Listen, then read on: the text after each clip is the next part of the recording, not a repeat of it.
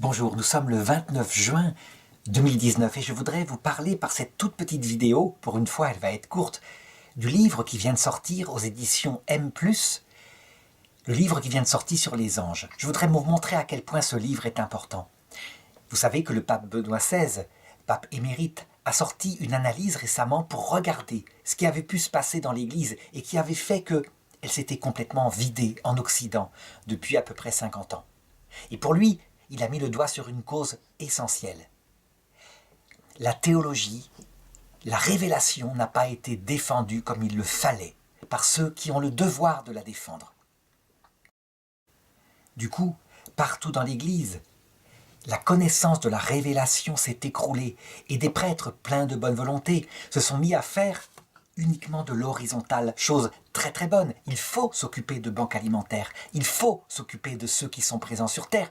C'est un commandement qui est identique au premier. Tu aimeras ton Dieu de tout ton cœur, de toute ton âme, de toute ta force.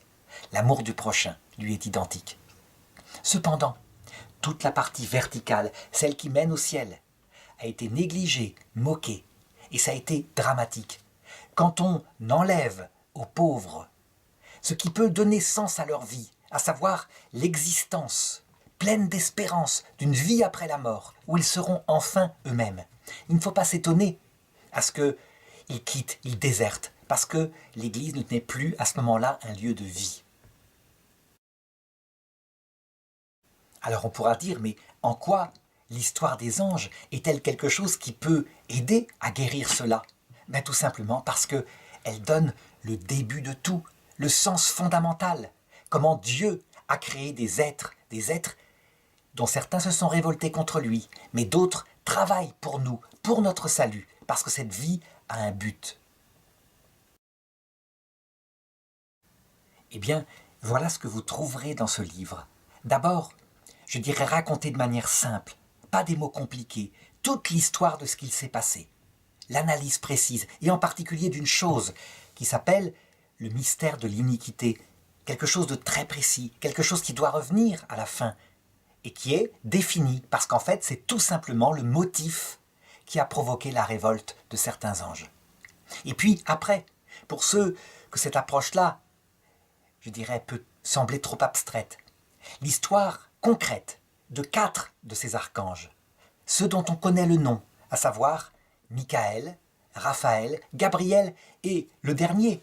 Pour le coup, on ne connaît pas son nom dans la Bible, mais c'est l'ange de la mort, Uriel, celui qui a été nommé par le peuple juif de cette façon-là.